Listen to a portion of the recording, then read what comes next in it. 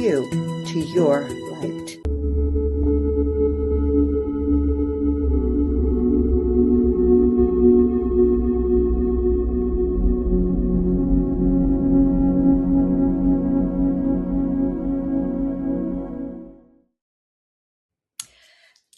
I'm excited to see you all, everyone. Welcome back. This is a Portal to Ascension production. New Living Expo and the Mystery School Cruise are also part of Portal to Ascension. So if you want to find out more about events, online and in person, go to portaltoascension.org.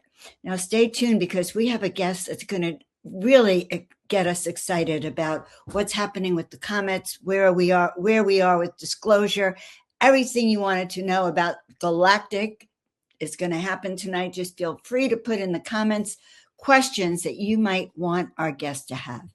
Now, I am Joan of Angels. I'm really happy to see you. I am a personal strategy advisor and executive producer supporting individuals navigating consequential decisions and transitions. And my work centers on clarity and discussion. So if you feel aligned with that, give me a call. Now, I want to tell you a little bit about our guest. She really doesn't need a big introduction, but Lily has quite an interesting history. Let's actually find it right here. So yeah, she is not only an ET contactee, a UFO and space photographer, a CE5 practitioner, a psychic intuitive and author.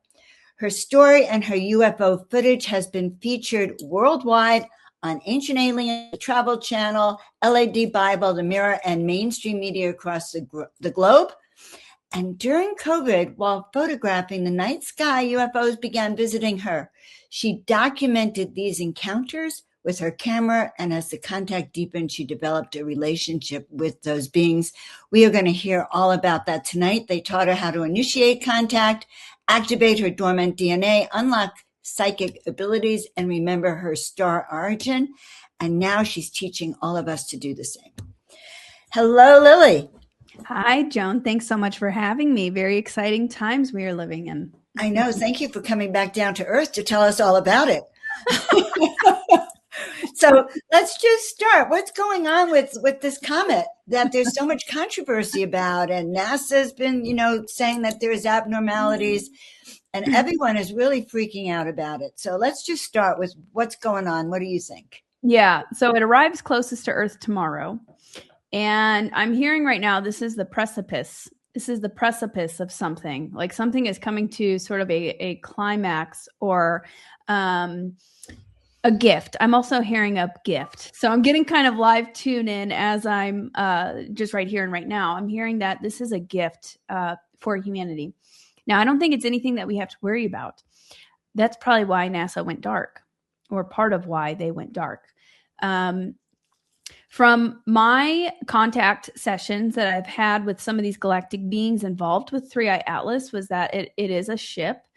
It's a structure, but also in connecting with it. So I've done a handful of different sessions on it, contact sessions, also intuitive kind of remote viewing sessions. And I've covered it extensively on my channel over the last few months. And it's also like a living consciousness. It's a living library, this ship is, and its purpose is it is a conduit of frequency. It is part of a disclosure initiative, and it is helping to activate our dormant DNA. I was seeing a lot of guardian races, cedar races that are involved with this ship. And some of them being Lyrans, Pleiadians, Sirians, Arcturians. A lot of different beings are playing a role with this. And yeah, being a conduit of frequency, the reason why it's come into our solar system in this fashion and has been interacting with our sun, which in turn interacts with us, all of these solar flares we've been having, which in turn activates our dormant DNA. We get upgrades. 3i Atlas has been dubbed 3i Atlas, like the third eye.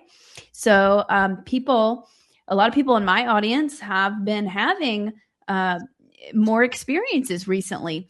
It's also kind of shaken up a lot of the shadows internally and externally on the planet, which is a part of the ascension process. You know, that the dense baggage that we hold within us, and that is in the collective, it can't go with us into the 5D. So you may have been experiencing a lot of symptoms from that, or seeing that out in the collective as well the last 3 months since 3i Atlas has really been coming in. And I feel like that's really just been preparing us. It's been kind of a massive purge, bringing the shadows to light. And I feel like humanity's at kind of a choosing point, and we're deciding to go to the next phase in this ascension journey. So that's essentially, in a nutshell, a lot of the information that I've been receiving on it. I wanted to add, so whenever I first heard of 3i Atlas, I didn't think too much of it, because I'm like, if it was an alien ship, why is it coming into the solar system in that way? Whenever they have the technology just to blip in and out, they can appear, they can travel through wormholes. And I did see some of these ships actually traveling through wormholes to get to our solar system. But the reason why it was coming in that way, because the whole solar system is actually ascending up. We're shifting up in frequency. So it's been tuning the solar system and interacting with the sun as well as Earth. So it's been going in, coming in kind of in a slower way, helping us to just raise our frequency and expand our consciousness as it is coming in that way, as well as the Disclosure Initiative.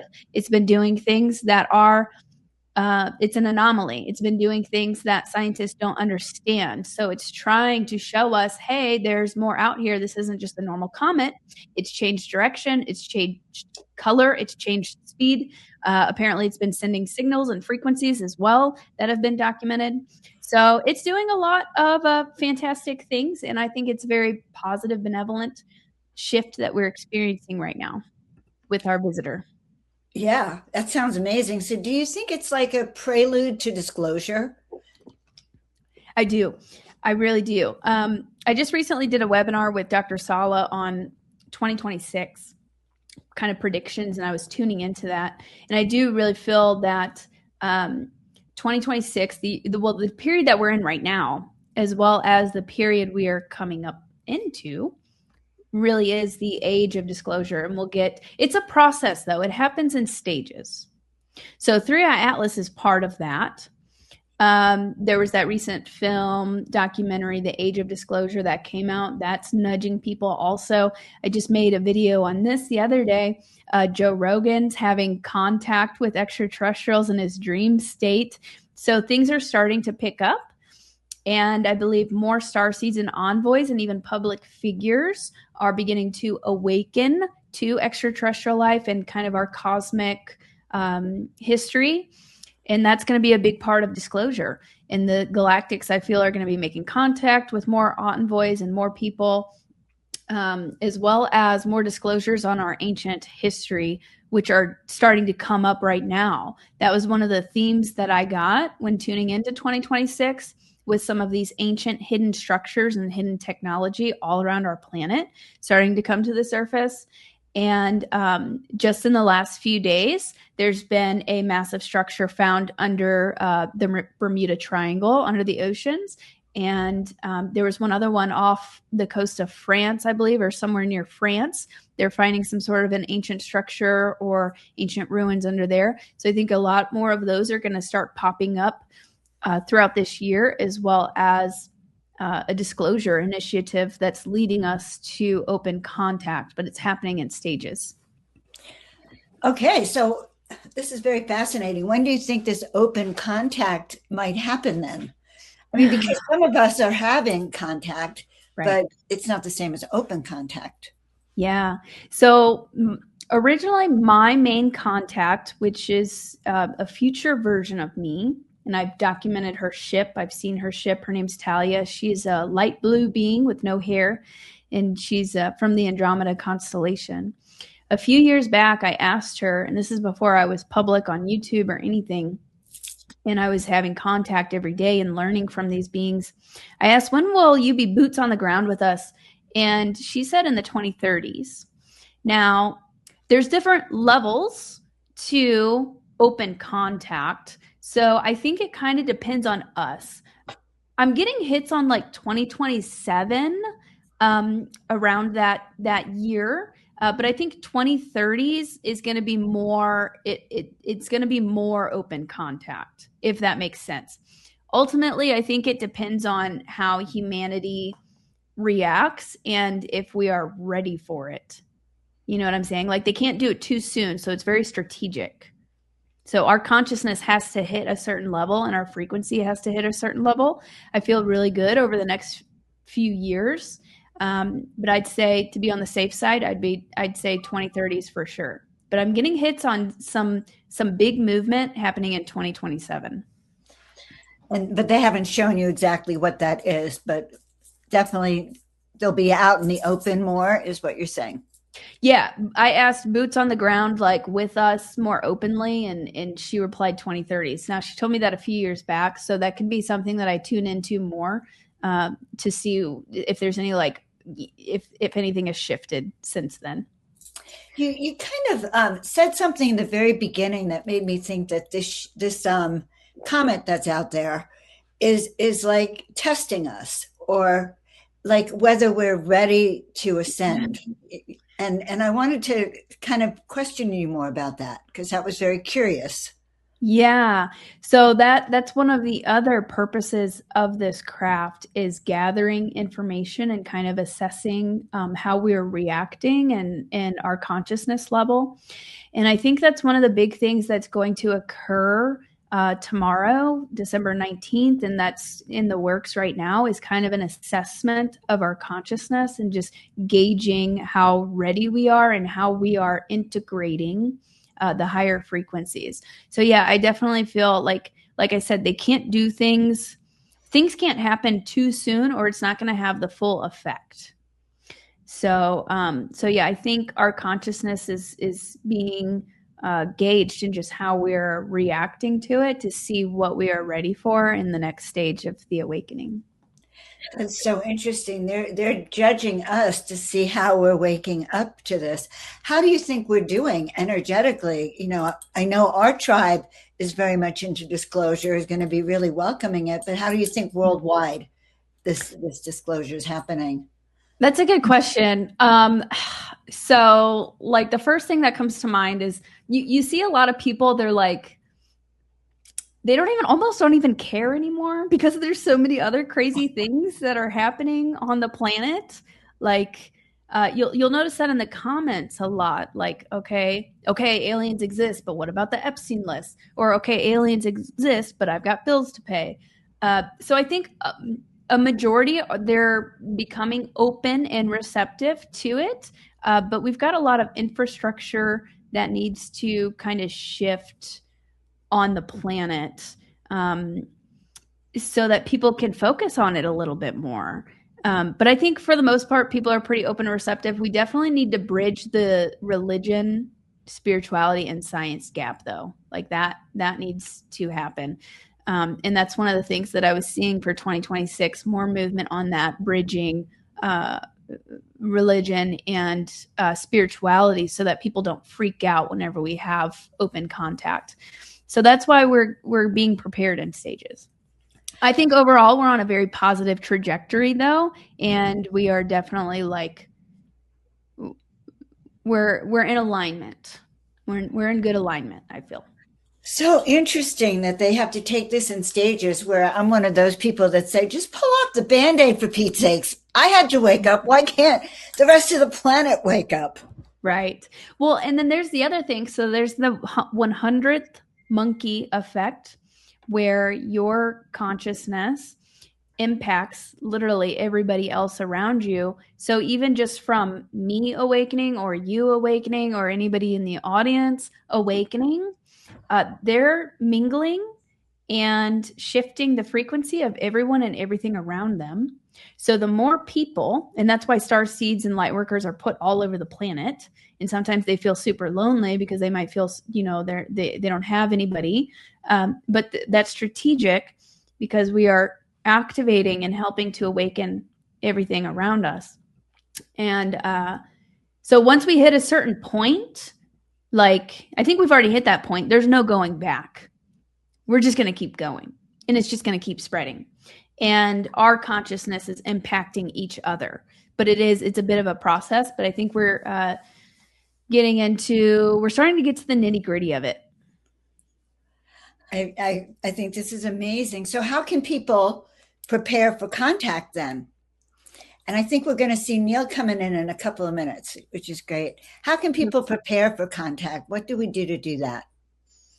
Well, and like you mentioned, and I'm a strong advocate for this as well, you can make contact right now. You don't need the government to tell you that you can make contact or that, contact is happening. You can make contact right now.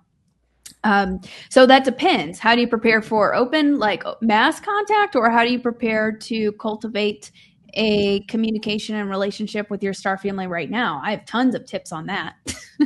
Hi, Neil. Hey, Lily. Welcome, Neil. So I'll jump in. I was listening as I was driving up here while I was in the Uber, and something that I love Joe Rogan, right? I love everything he's done and how he's helped, and yeah, at the same time, when I see people on his show, and even the conversation he had with Dan Farah just recently on Age of Disclosure, the amount of time they spent on talking about how we need to know this technology first before China knows this technology first, and how inherently scared they are, and it wasn't even like almost that it wasn't like Dan Farah was saying this in order to be fantastical in a way where he didn't mean it. It seemed like he really meant how scared he was, about other governments basically reverse engineering this craft. And to me, it's so interesting. Like, I'm literally listening to this on my headphones, and I'm just like cursing out loud, kind of like what the heck? Like, this is such a bigger question. You're so focused on this narrow-minded nitty-gritty of right. Oh my God, what if China reverse engineers a craft that's from alien life, that you forget to realize that there's freaking life out there. Right. Yeah, and that's the main point. So what would you recommend now it's for dangerous. us to expand that awareness, to assist us from going from the tunnel vision of that conflict between each other to realizing that there's so much more out there in the universe, and there's so much more that connects us? That's a good question. I mean, this is an internal problem, I feel like. Ultimately, everybody has to shift within themselves. Humanity's been deeply traumatized, we could say. We've been deeply programmed, and we've been very deeply traumatized to have this war mentality, this scarcity mentality, this fear mentality, all of these different programs that I feel are they're starting to dissolve. And that's why this is a process. Because that's not in resonance with higher intelligence, with these higher dimensional beings, higher frequency beings, even a higher frequency way of life. You can't live in a scarcity, fear, war mindset and have that. So that's one of the big hurdles that humanity has to get through. And it's an internal thing. But that's why I mentioned the 100th monkey effect, because I feel like for us who are already on this path, we're the way showers. We really have to just set a good example and kind of anchor our light and do our own inner work, focus on the heart space, living in integrity, authenticity, sharing your voice. The throat chakra has been severely blocked. So we're starting to step in our power that way. And then that automatically ripples out and impacts everybody else. But they're going to have an internal shift, and we have to get rid of that. We can't go into this with a war mindset or a fear mindset, because that's just not compatible with the higher frequencies. So you're saying we all have to have this internal shift for this disclosure to really happen? I think so. And we've got, it's a whole infrastructure that needs to be collapsed as well. Having to do with, if we look on this on a global scale, the financial system needs to change. We need to have peace, not war. All of these different things. abundance, not poverty, that kind of have to shift. But I think it's all kind of going hand in hand together as we are going down this path and ascending. Yeah, definitely. But ultimately, it's an internal shift. And 100%. yeah. Yeah, I mean, the external world will only reflect our internal peace. Right. Exactly. So I want to get back to the Three Eye Atlas now.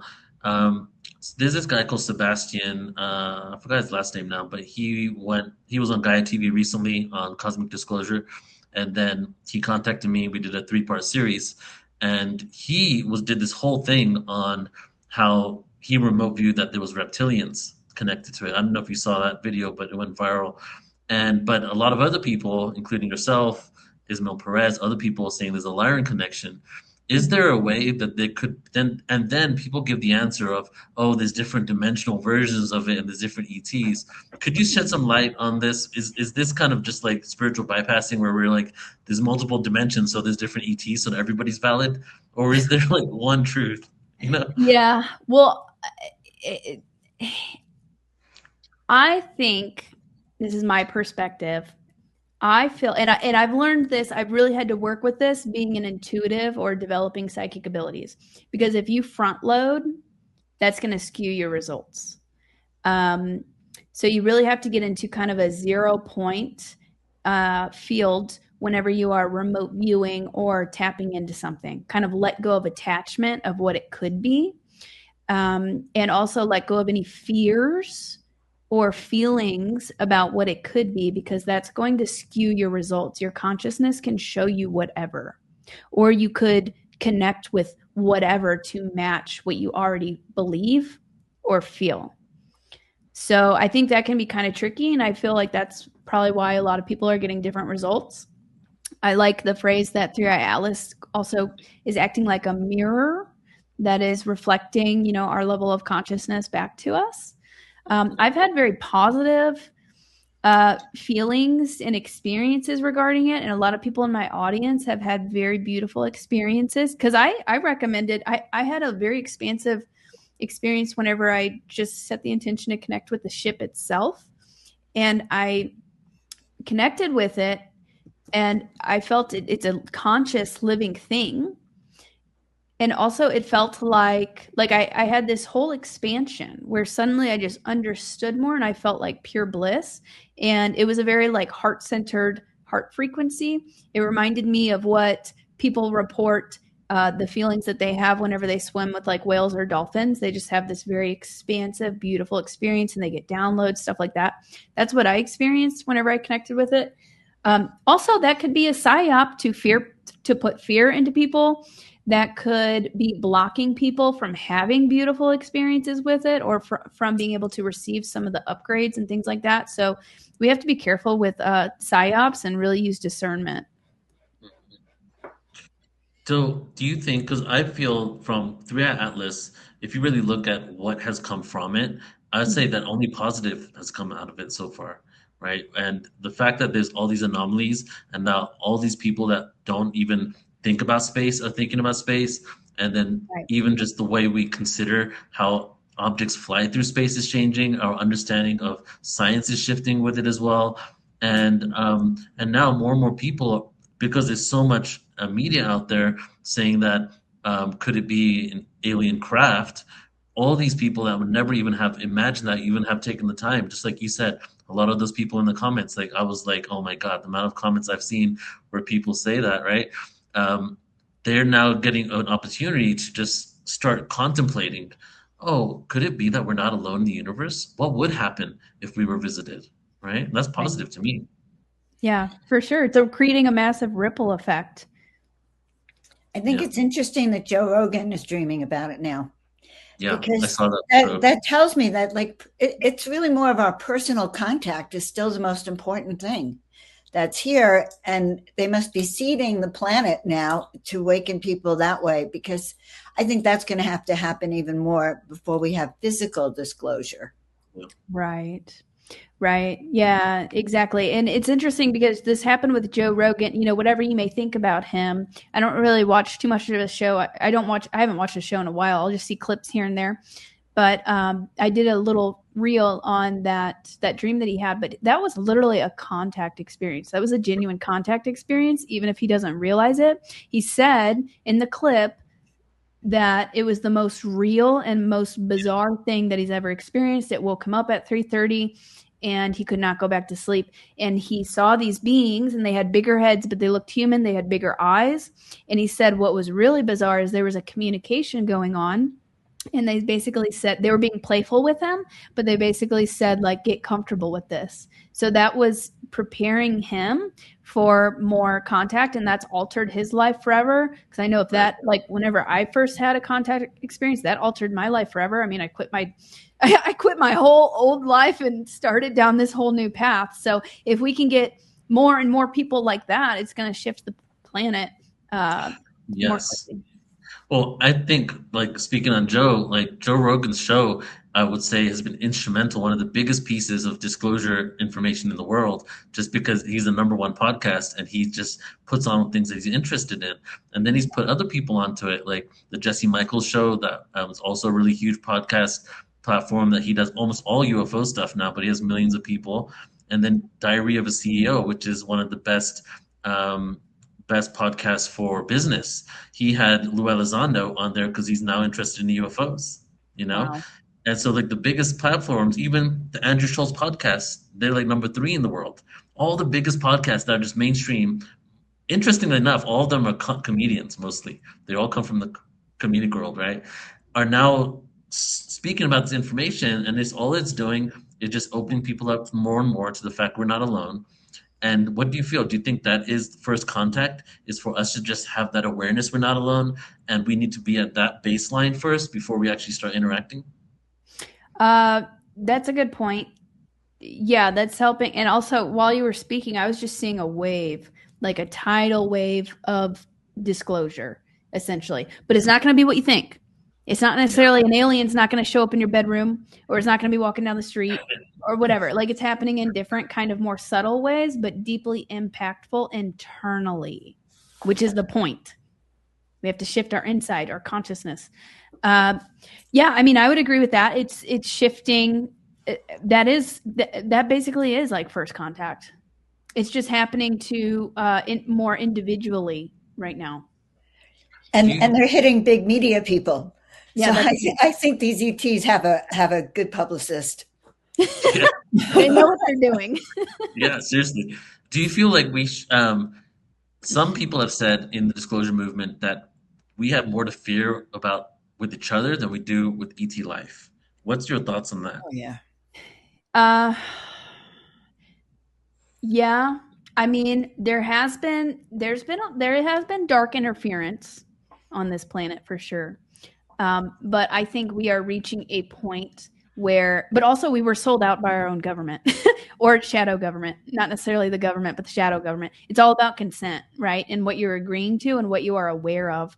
So as we are becoming aware, and kind of regaining our sovereignty from all of these different control systems, then we don't have to worry about that. We can make a conscious choice. But yeah, I believe 99% of extraterrestrials are positive, and so I don't think we have to worry about anything like that. There are some trickster energies, especially if you're developing your psychic intuitive senses. So it's always good to have good spiritual hygiene, and, creating sacred space and all of that. But on the big picture, I don't think we have anything to worry about.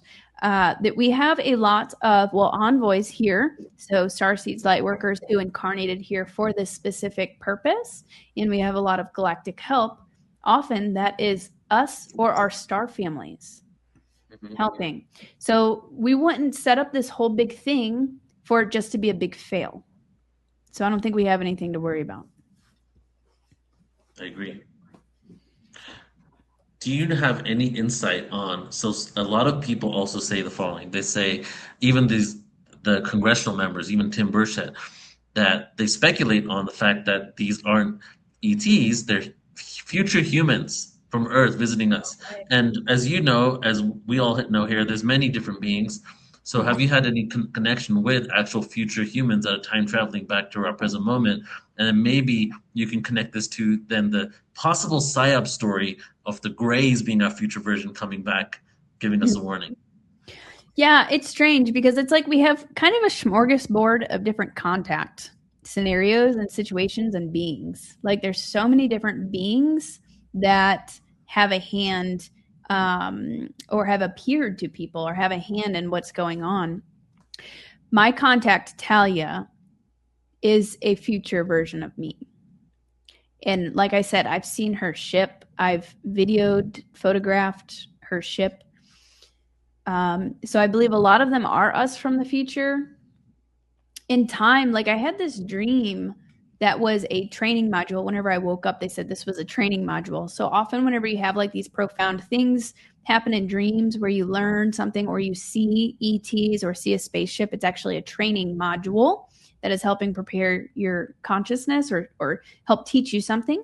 And in this dream, I saw this craft in the sky and it started coming down and it kind of turned into this like greenish colored, almost like this color, kind of plasma type, translucent. And then as it was time traveling down to land on Earth. Like that was a big message that I got. It literally had to time travel to get down here. And then it landed and these beings came out. A lot of them were Nordic Pleiadian beings. They were a little bit bigger. They had to lean over to hug me. And their bones were a little bit bigger. They were a little bit taller, very beautiful. And a lot of them were beings I've had telepathic contact with. But anyway, they had to time travel down to land on Earth. So I believe there's a lot of time travel involved with this. And then probably,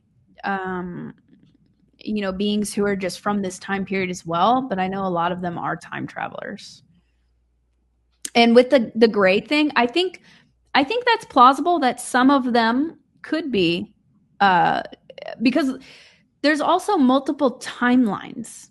Time doesn't really exist. There's all of these different timelines occurring all at once. And what I'm gathering and I try to wrap my head around it the best I can.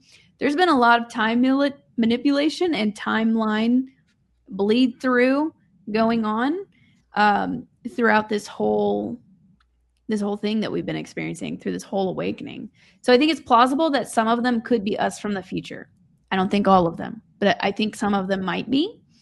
And we have to use discernment with that, of course. I don't think all grays are bad, but there are definitely ones that don't have our best interests in mind.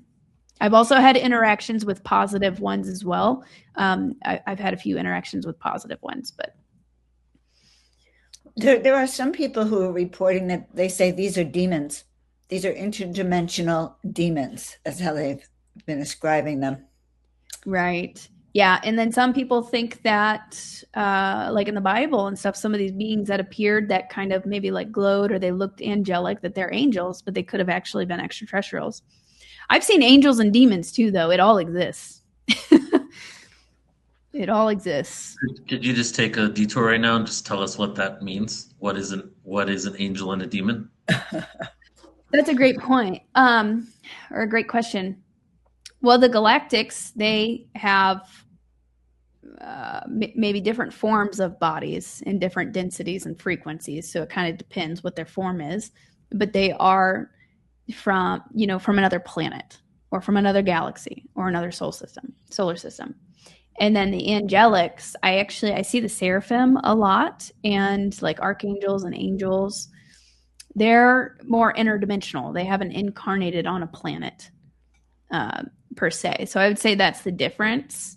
But I believe that all of them are interacting with humanity right now. And we have different guides and just a lot of helpers in all different sorts of dimensions. Right.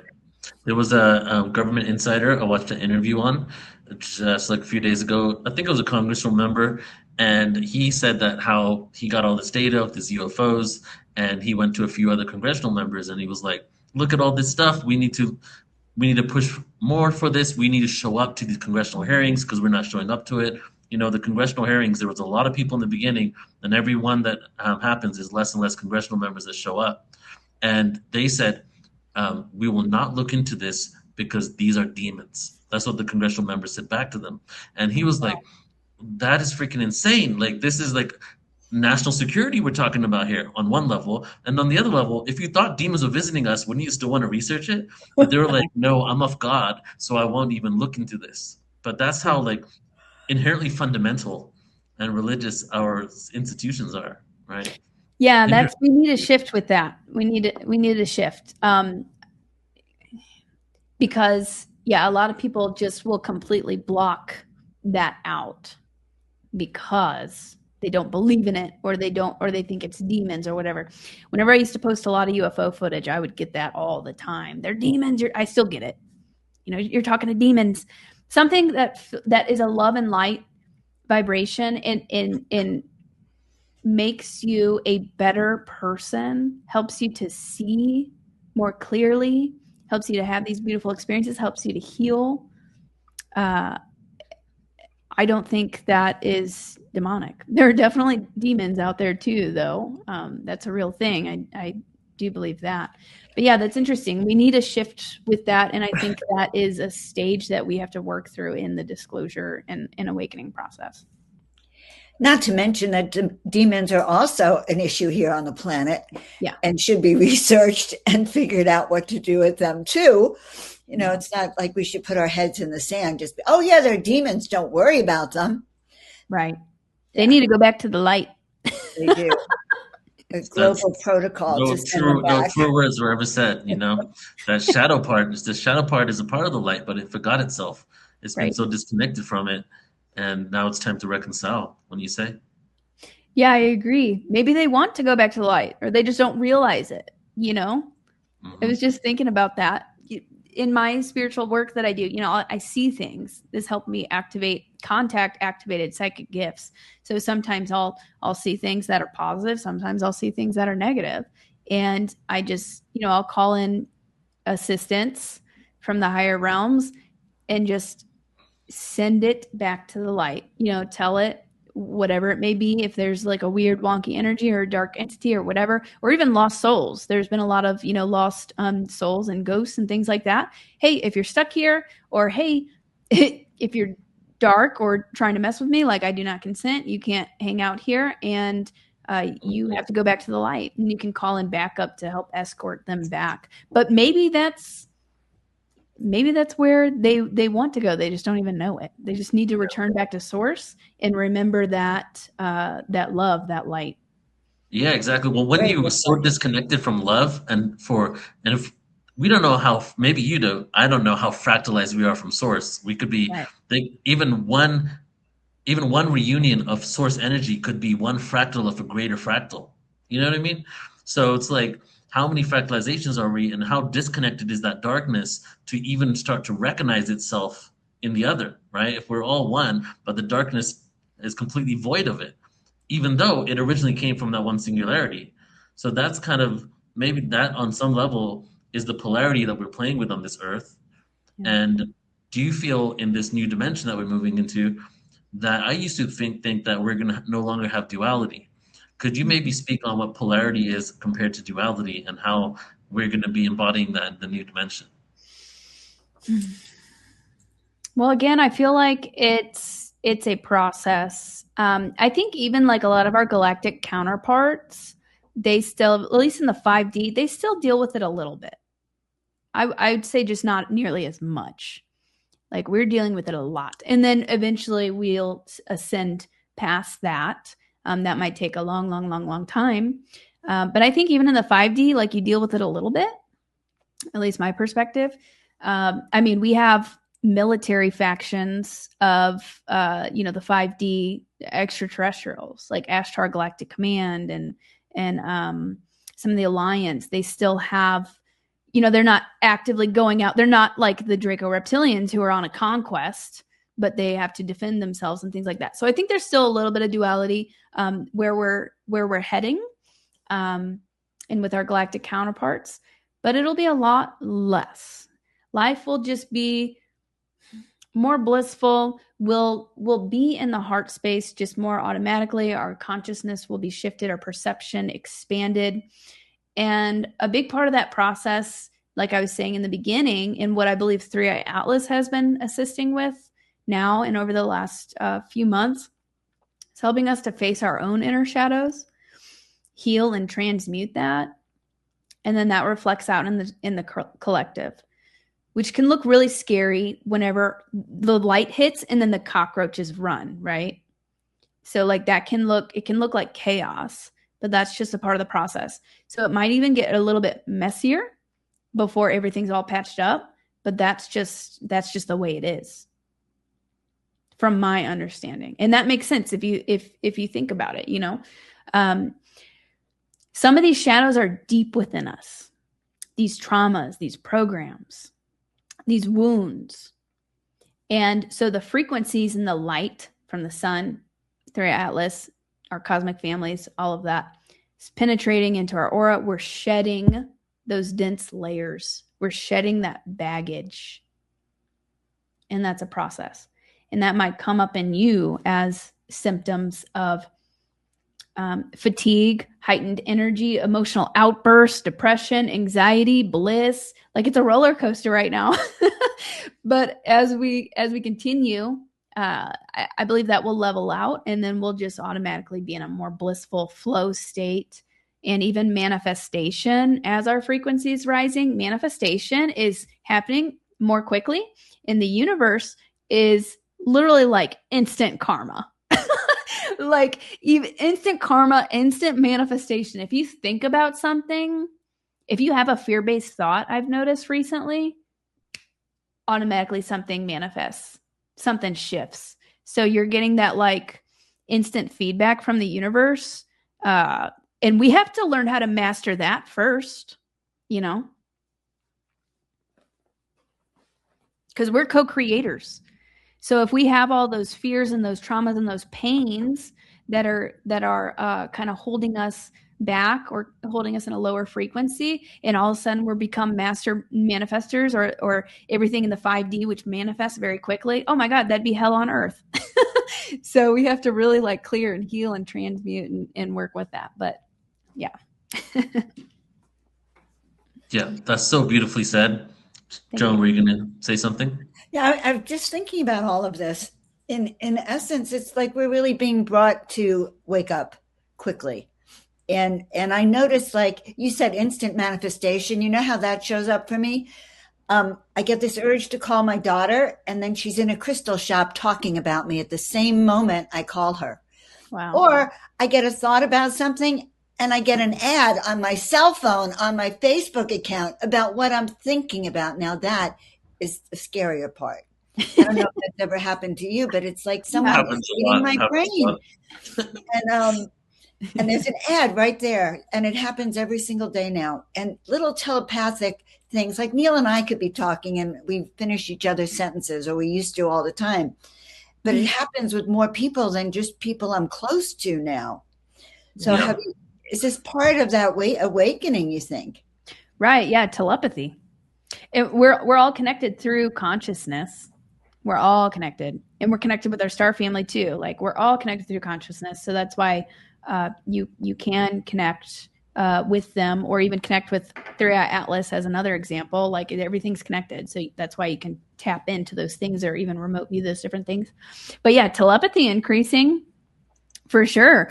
This is helping to activate more of our intuition and some of these dormant gifts and abilities that we've been disconnected from. But really, it's just part of us, and it's natural. Yeah, I feel like it's kind of, if this world is kind of a simulated reality, or in the fact that whether it's simulated or not, the fact is we're all made out of subatomic particles that are vibrating constantly, and that's not what you look like or this computer looks like. So there's some sort of thing. But we're getting to a point where the veils are getting so thin that we're now realizing we're the coders of the simulation, and we're able to we're unconsciously coding it immediately in a quicker way, because we're at the event horizon about to go in the wormhole to another dimension. And when you're at that event horizon, the reflections are insane, right? And so I love what you said, because I use the same analogy when you said shedding the baggage. I always say, like, when you die, you can't take your stuff with you. And we're literally dying with our physical bodies. We're reemerging, resurrecting into this new reality. But the baggage isn't our like gold chains and stuff. Our baggage is our traumas.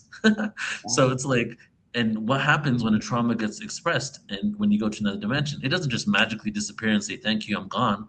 It comes out and expresses itself in whichever way it needs to be expressed. You can do it intentionally and consciously, or if you aren't conscious of yourself, that's when it comes out in these horrific ways, right? And that's what we're seeing. That's what I feel we're seeing collectively with, Epstein and all these different things happening in the world. It's this collective trauma release. And it's not because the world sucks. It's literally because the world has been traumatized, and now the trauma needs to come to the surface. Right. And we all have to look at it, and people are going to have a really hard time with some of these things. Like going with the trafficking thing, touching on that briefly, like whenever Sound of Freedom came out, that movie, that did it. I mean, it took me, I was literally like depressed for months because I had to come to terms with that had been happening on the planet, and then also to help heal that. But we have to look at it, even though it hurts, so that we can fix it and ascend above it. And with the galactics, so they're of a higher frequency, right? At least the ones that we want to talk to. There's probably lower frequency ones too, but the benevolent beings that are assisting us in our higher selves, our counterparts, our future selves, it can even hurt them to be around us if we're very negative. Yeah. Like there's such a frequency, there's such a difference, and they're highly telepathic. So they can feel what we feel. They know what we're thinking. So that can even be harmful to them. And it can be harmful to us if we are introduced to them too quickly, because their higher frequency causes all of our stuff, our baggage, to come out very rapidly. So that's another reason why it's happening in stages. I had rapid contact starting in 2020. And I took a full year off, probably a little over a year, to work with my star family. And I'm telling you, it was not fun. Some of it was amazing and beautiful, and I learned so much and magical. But then a lot of it was, I called it Starseed Boot Camp, because it was not fun. I had to really go in. They'd be like, all right, I'd have this spontaneous regression of being burned at the stake as a witch, which was blocking my throat chakra and keeping me from being able to speak about my experiences. They're like, you're going to be on YouTube and you have to heal this before you can move forward. But I I felt all that pain and I had to heal it. So like, that's just one example, but I did a lot of those things, and they worked with me very closely. But it was just like I was on a fast track to it. So that's part of why this is happening in stages. And it was their higher frequency, like their love and their guidance, that really helped shake that up and helped me move through a lot very quickly. Interesting. A lot of people need to have that healed, that trauma. And it's not just women, but men too, that trauma of being burned alive or yeah. For speaking truth. And so many of us are speaking truth now. And I know my guides had to tell me and reassure me that I wasn't going to be burned this time. Yeah. But we have that. How do we heal that? I mean, if for anybody listening, if that just got you emotional right now, or if you have a feeling that might have happened to you, it most likely did. It happened to millions, I think even billions of people that they murdered for that. And it wasn't necessarily being a witch. You could have been a healer. You could have even talked to your guides or worked with herbs or whatever, So it happened to a lot of us. And then that really blocks your throat chakra. That makes you hide, afraid to shine your light. And we've had to do that to protect ourselves. So I think coming to that awareness that is most likely something that you've experienced, and working with your throat chakra. You can work with your solar plexus also, do some meditations on that, healing meditations. I actually do have a Healing the Witch Wound video on my YouTube channel too. So that goes through, and I do a guided meditation to help you through that. But doing some energy work like that, and reflecting on it, even journaling if you would like to. That's a big one. That's held a lot of us back. Definitely. I have so many friends that have all said that they have that memory of being burnt at the stake, right? It makes sense because they're the ones doing this work now, right? They're coming back with their gifts. Yeah. Right. All right, so I would love to now get weird with these questions a little bit, okay? Oh God, go for it, Neil. Like we weren't already. No, we're gonna go deep now, okay? Okay. All right, there we go. Let's start with this one. So often when I woke up to this in 2001, and over this time, I've heard so much information, and so many timelines conflict. There's the Lyran timeline, the Lyran series and Pleiadians genetically doing something on Earth. There's the Anunnaki timeline. There's Atlantis. There's Lemuria, and all these different like ages. And sometimes it doesn't make sense that it could be like this. So, what's your thoughts on one? Is it possible that we're all coming from different timelines here, and we have different Earths, we have different stories, and then also does that have to do with the increase in the population? There's a population so large on Earth right now because people from different timelines are coming because it's an opportunity to transcend trauma. Wow, that's a fantastic question. And I've wondered the same thing because it does seem like there's a lot of conflicting historical narrative. I definitely would agree with the timeline shifting or people even coming in that maybe weren't there before.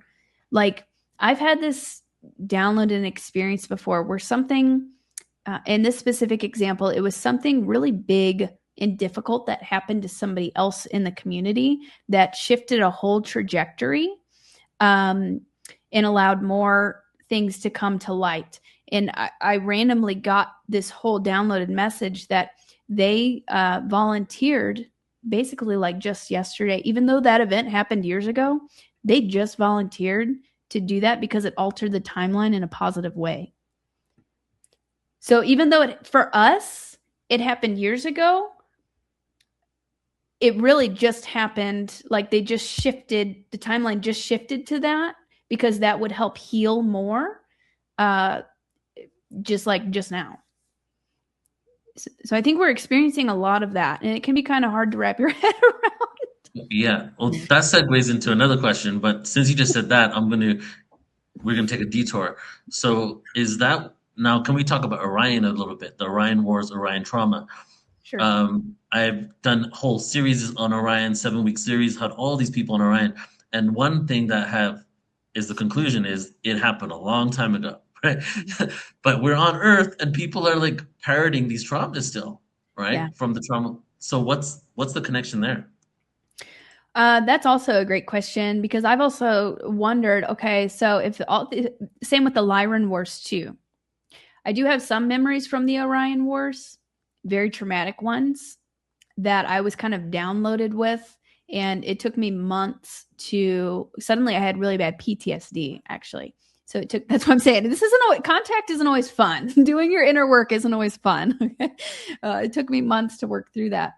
But the Lyran Wars also, and that's one that a lot of starseeds and light workers have a background in, and that's still affecting them. So I'm like, okay, if this happened so long ago, like why are we experiencing it still? Why are we cleaning it up now? From my understanding, well, this battle essentially has been going on since Lyra. This has been a very long, drawn out thing. The Orion Wars was another big blip of it. Lyran Wars, but it's like a karmic. There's a lot of karma involved from my understanding, and Earth also from my understanding is an attempt at like a peace treaty to finally heal all of it and come together. And that could also be why there's so many of these different races, that we have DNA from all these different races, because we're like the child of all of them. UN. Yeah, to help bring peace. I agree with that so wholeheartedly. And now let's talk about the Lyran Wars, because I've never really gone deep into it, but I'm assuming, is the Lyran Wars got anything to do with the same thing as the Book of Lyra, the Prism of Lyra, where the first human template came into Lyra, and then they split into multiple planets. Those planets ended up having a war with each other, and that was the first exodus of humans outside of Lyra. Is that what happened in Lyra? And maybe you can also speak about, is our original human template from there? Is that a home, like all of humanity's home? I believe it is the original template, and that's where we all come from. It's branched off. The memories that I have from Lyra are, well, the Draco coming in through a portal from another universe, and some of the Lyrans striking. Now, I don't know if other people have really talked about this, but some of the Lyrans striked a deal with them, not realizing how bad it was going to be, because they massacred many, many, many millions of Lyrans. But we're fulfilling a karma having to do with that. Essentially, some of the Lyrans accidentally betrayed their own kind by striking a deal with these reptilians. But yeah, sorry. I don't know if that answered your question. That just kind of popped up in my head. But yeah, it's been a very long thing that we've been dealing with, that kind of trying to like recorrect that and bring peace with that. But yes, from my understanding, the original humanoid template comes from Lyra, and we're all descendants of that. Yeah, it makes sense. It also makes sense that there has been so much craziness and chaos and experience in the universe because Source wanted to experience itself infinitely, and part of the infinite expression is just all types of drama, right? And now Earth is like, I jokingly say, but kind of seriously, that Star Trek: The Final Frontier. I'm like, no, Earth is the final frontier. Right. This is like the duel, like of our own inner selves. And all these beings that maybe had separate DNAs and were at war with each other now have a joint ancestor, and it's us. Yeah, because we've got the reptilian DNA too, or the reptilian brain, Yeah, exactly. So we're a combination. And that's probably why some of these extraterrestrials are scared of us, because we have, we're street smart. A lot of us, we're street smart. We're scrappy. Yeah. But we also have the capability to create beautiful music, we're so creative. We can be so loving, but we can also fight. Range. Yeah. Well, we're hybrids after all. Okay. But why would they be afraid of us, Lily? Because we're scrappy. We can be scrappy because there's war, the nuclear wars, that have blasted holes into other dimensions. Yep.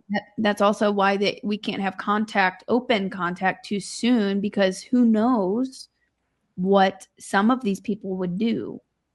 Some of the humans would do. They'd blast them. I'm sure they've already probably killed a lot. You hear of like the UFO crash retrievals. How did the UFOs crash?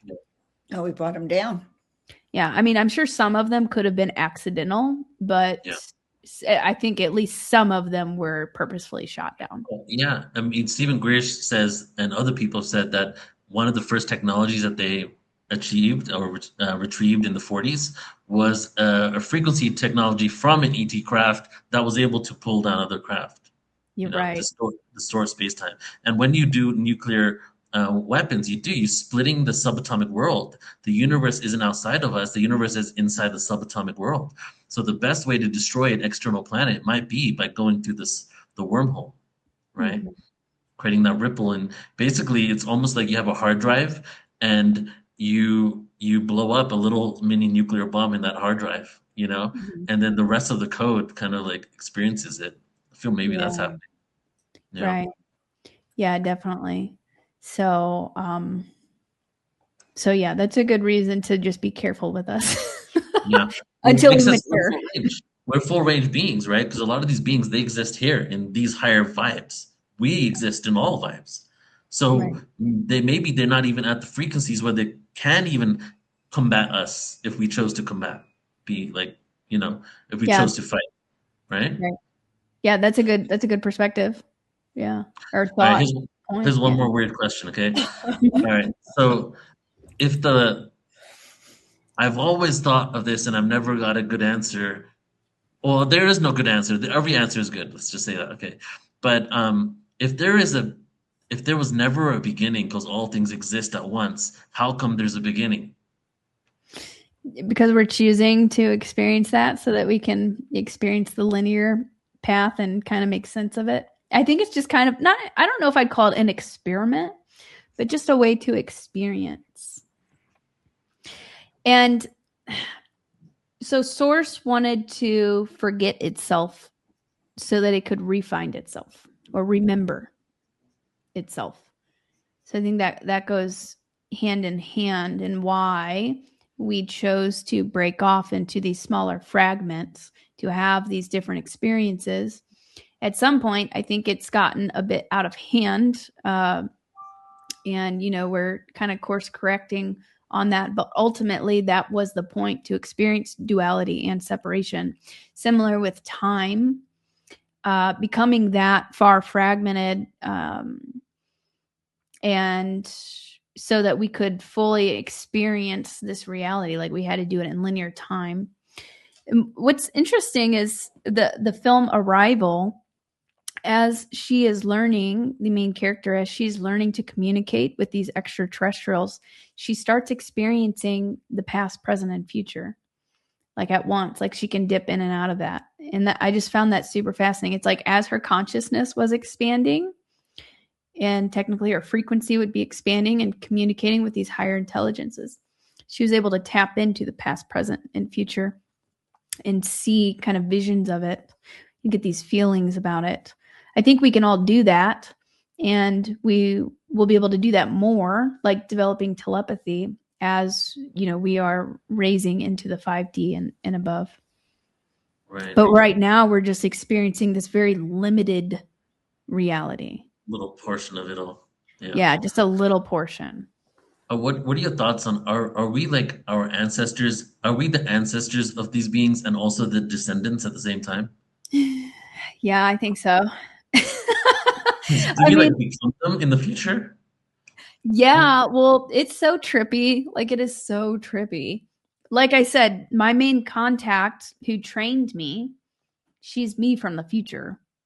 And then one of my other contacts who I speak to a lot, she is me from a parallel Earth. She's an inner Earth being. She's a Lemurian and Atlantean descendant. But she's me. And she's also from a parallel Earth. But I'll see her. She dips in and out of this planet as well. Like, I'll literally see her with my eyes open sometimes. So it's quantum. That's what they say. It's quantum. That's the best answer. It's quantum. That explains it all. Yeah, literally. Just label the show, it's quantum. It'll explain it all. That's like right. The new expression of like the new age, like the new slang. Literally, like, I've tried understanding some of the interesting, because I was also experiencing a procedure once where I felt physically my body, a procedure being done on my body. Through my clothes, I'm laying down in bed, and there was a procedure, and I was in contact. They were assisting me with something. And I'm like, how are you doing that from your ship? It's quantum. We can work on you from here. But it's like folding space-time, and then they were affecting me right there on my bed in my room. It's wild. And some other things I've tried understanding, and that's their response. It's quantum. I was like, I wish I could really fully understand, but we're expanding and starting to be able to comprehend this sort of thing. But it's, we're coming from this 3D, and it's 5D and above. There's just so much more. There's so much more. We were not made to understand this. That's what they said. They were like, you've understood it before and you will again, but you're experiencing this reality right now, and it's quantum. That's all you need to know. I mean, it's the whole new world of science, right? Quantum physics was only rediscovered in the early 1900s, right? Yeah. And it was only discovered firstly for external effects. What does it do externally? What can we do with quantum physics? And I feel like in the last 5 to 6 years is the first time that science is now looking at what the quantum effects are internally, us being quantum beings. I mean, that's the key. Yeah. We have a great question here. I'm going to put it up for you, Lily. Hi, Beth. If we call back our fractals, how do we know that we aren't taking the soul fractum from another aspect of us, causing that us death? Wow, I never even thought of it in that way. I know that soul retrieval and fractals is important. Maybe that's part of the experiment or the mission that we are experiencing here on Earth. Because I've gotten the message before, you can't really ascend until you become whole. We're very fractured right now. So maybe, okay, I'm just like kind of getting this right now. I'm seeing that we are also healing that version of us and helping them to become more whole on that timeline. It's quantum, we'll say. But us healing us, I think, is only helping them as well. We're not, because we are the same. It's not taking something from that other version of us. And like, parallel lifetime, the what popped in my head was a memory from the Orion Wars, actually. And a very traumatic experience I had in the Orion Wars popped in my head. And I reclaimed that fractal of myself that was very deeply traumatized, but I'm also healing that version. So it's good for both. If there's infinite parallel versions of ourselves in this reality, when she asked that question, I thought of the movie The One. Have you seen that movie with Jet Li? Okay, you got to watch it. So in The One, he jumps from, it's like it was a Hollywood movie, Jet Li. He jumps from parallel reality to parallel reality, and he kills all versions of himself. And every time he kills himself, so the whole movie is him having battles with himself in different lives. And because he's this evil villain, and every time he kills a version of himself, that soul emerges into him, and he becomes more powerful. Whoa. Yeah, I'm not saying like the negative part of it all, but it's just interesting, like that whole component of we're pulling in those parts of our souls. Yeah, and there's been a lot of time manipulation, if we're even talking about like this reality here, not even like other lifetimes or past lifetimes or future lifetimes. There's been a lot of time travel and time manipulation since the 40s, maybe even before.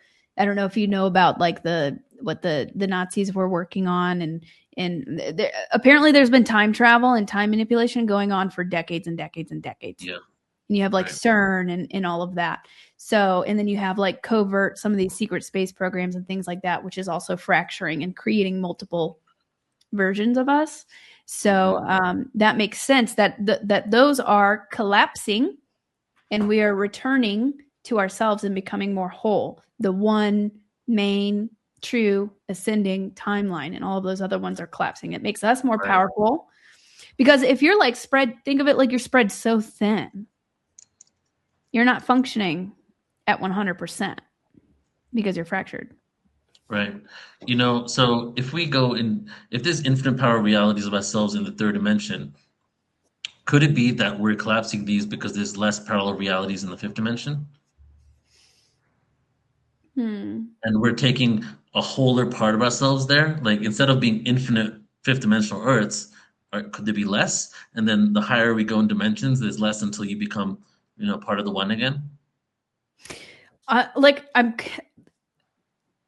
theoretically or symbolically, I think yes. Like that's part of what we're doing. We're becoming more whole by these artificial timelines, and more negative timelines and dark loops. And Laura Eisenhower does a lot of great work on this, these kind of like negative trauma loops and things like that, and some of this dark technology. I think all that's collapsing so we can become more whole. And we need that. We need to collect our light to be able to ascend up into the higher realm, into the fifth dimension. But I feel like in the fifth dimension, there will still be parallel realities, but it won't be hurting us. Yeah. Like it is now, if that makes sense. Yeah, because in the third dimension, we have the full range of frequency, of bandwidth of frequency, right? The fifth dimension, we're kind of like at this higher bandwidth. Therefore, our expression is probably more wholesome or more connected. Wholesome. Yeah, yeah. This reminds me of so there's an ancient text because, as a lot of people know, Yeshua, Jesus, had some time in India, right? And there's Buddhist text talking about Yeshua there in the last years of his life, and there's this ancient text from like 700 AD that speaks about how Buddha actually had been meditating like he meditated in this life, many other lives, doing soul retrieval. And the only reason why he came in and was able to meditate and achieve enlightenment like that was he had collected parts of his soul that the only difference between him and a regular person on earth was he had more fractals within himself when he was born. And it like referenced Yeshua as well. So it kind of like, I feel that's what a lot of these prophets are, rather than being the son of God and things like that. They've done that work for many lifetimes, and now they're incarnated here and able to like tap in more deeply. Right. That's amazing. And yeah. And that gives you, I've done a lot of work with this where I will activate different parts of myself too, where like even calling in gifts from other lifetimes to be activated within me because you've done it before. You've been it. It could be Andromedan gifts, like the Andromedan and my Andromedan self embodying and activating that really helped with my psychic development. Pleiadian, like healing, it could be different depending on what you were doing in those different lifetimes, but you can actually call that back and activate that within you now. And it's like almost like the Matrix. Whenever you're getting downloaded, Neo's downloading the ability to fight and do kung fu and all that. You can basically do that, but calling from other aspects of you where you already knew that wisdom. Yeah. Or why do people feel deeper connection to certain star races if Earth, from what a lot of people have shared and have heard, if a lot of people on Earth are like masters and we've been almost everything in the universe, and Earth was kind of a gift for us because we wanted to experience something novel, which was like amnesia, I guess. If that's the case, and say that I've been like 20 Pleiadian lives, I've been like 8 Arcturian lives, why do I feel deeper connection to Arcturus when I've been everything? Right. I think it depends on who you were. Partly depends on who you were before you volunteered to incarnate here.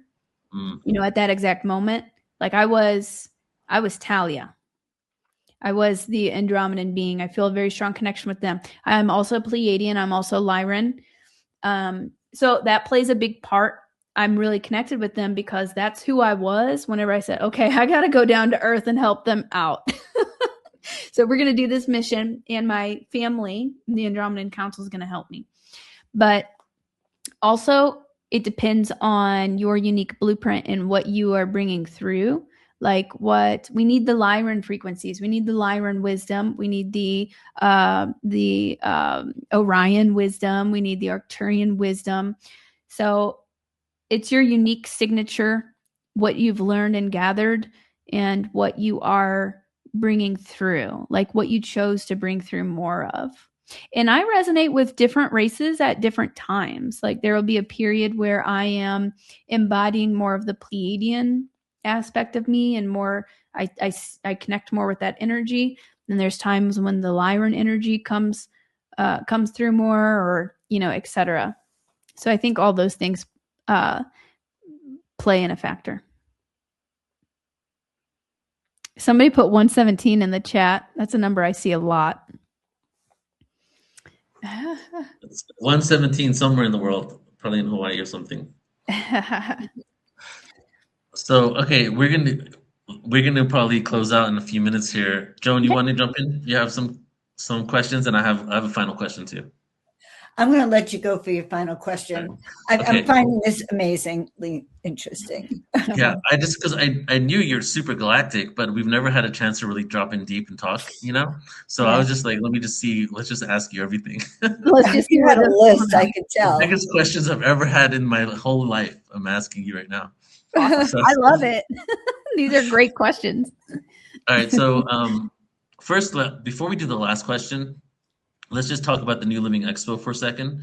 And I would love to just take a segue here, let everyone know that Lily is going to be at the New Living Expo, which is Portal to Ascension production. If you don't know about Portal to Ascension, we do around 70 events a year. around 80% of them online. We do an annual cruise experience. We're going to Greece next year. We have a conference in Glastonbury, England. We produce a lot of content, and on our website, portaltoascension.org, you get free hours, hundreds of hours of free content. But I just recently purchased the New Living Expo, which was the first spiritual expo ever created in the U.S. from 1982. Wow. And I'm really excited because it's a legacy event where we get to take into the future. But Lily is one of the first people that I reached out to be a part of it. And we're really going to be taking this thing to the whole new level and bringing in galactics and really making it more modern. Because in some ways, a lot of these events I've seen have kind of been really stuck in the past. It's time to bring in this new energy. I feel that's what you bring, Lily. Like, it's really refreshing just to hear you and see what you're all about. So I'd love for you just for a second, maybe just to share about you coming to the expo, and you're going to be doing a presentation on Friday and a workshop. Do you have any idea what you're going to present on?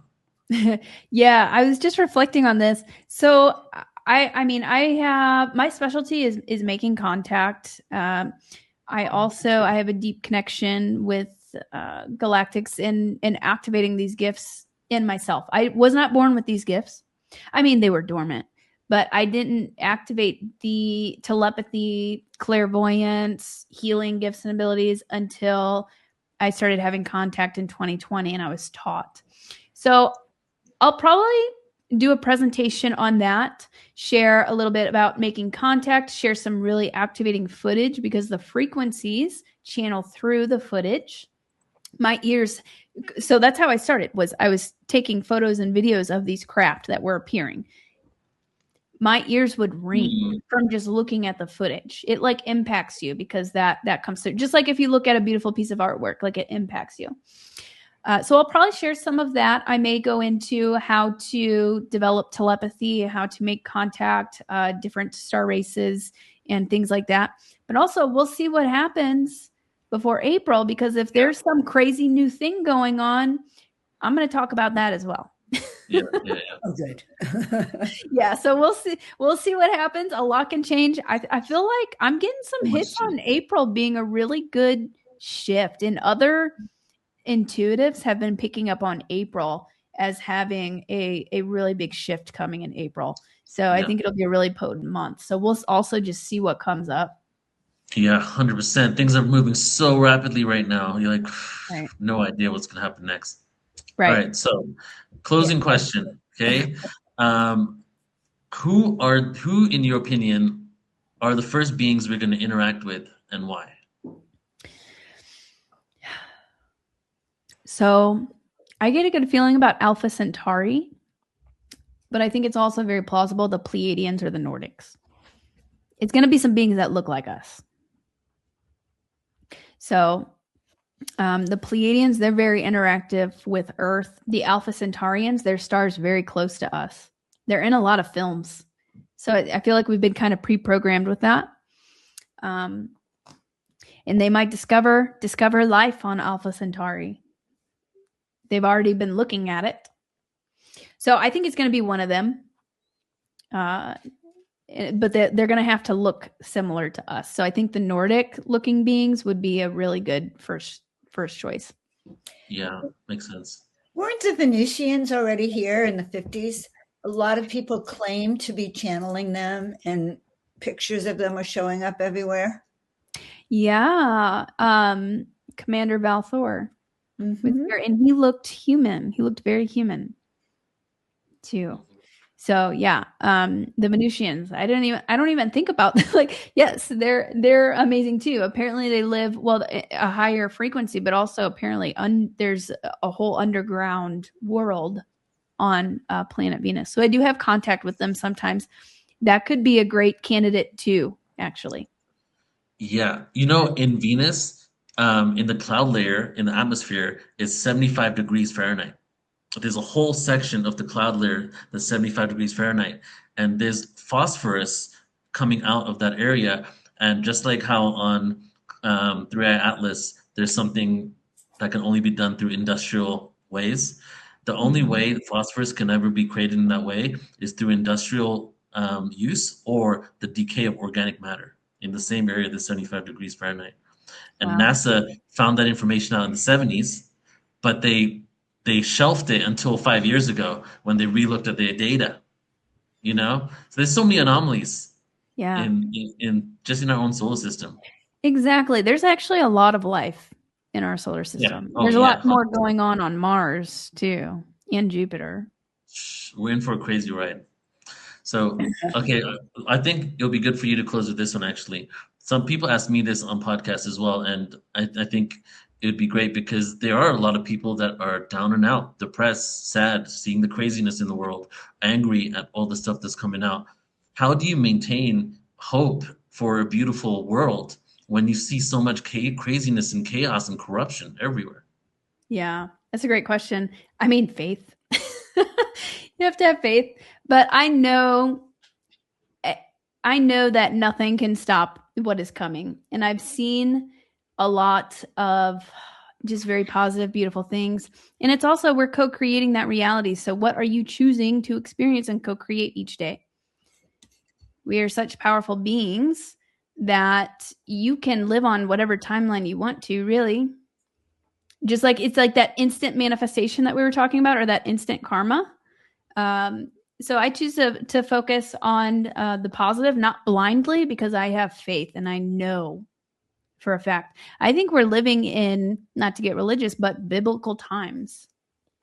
Like this, literally nothing can stop this awakening process. So, it might get a little bit messy here and there, but that's just a part of the process. Like we were talking about also, like the shadows coming to the light.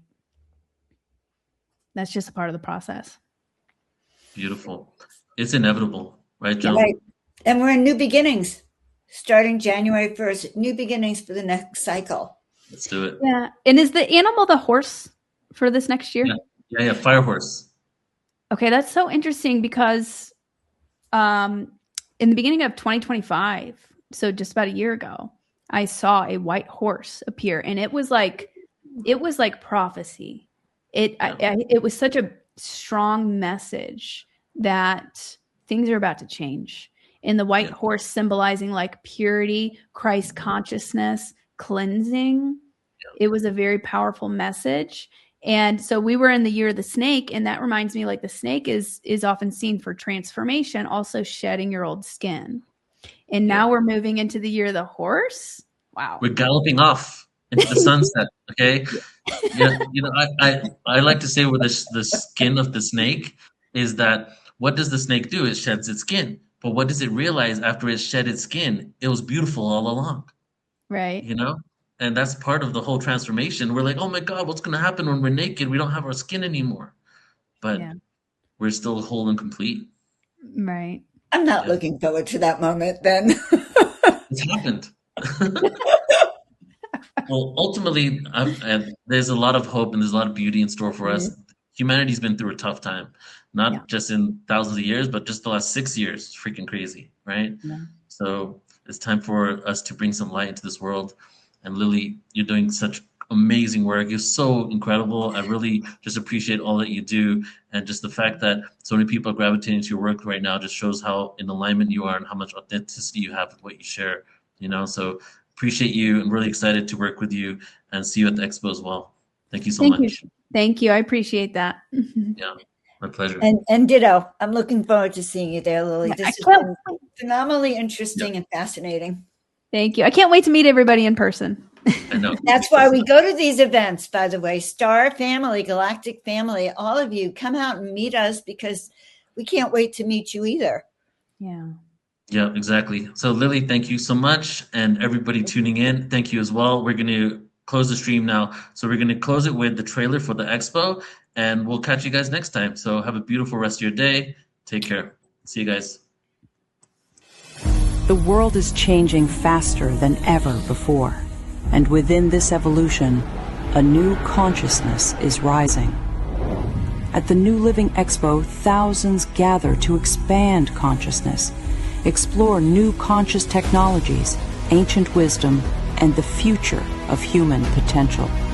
Immerse yourself in 3 days of heart-expanding wisdom and mind-binding awareness, with over 90 speakers sharing tools to awaken your highest potential. 125 exhibitors, 3,000 attendees, awakened souls, unite in one powerful weekend of learning, healing, and connection. Experience transformation, connection, and the next chapter of human evolution. It is time for humanity to awaken. Join us at newlivingexpo.com.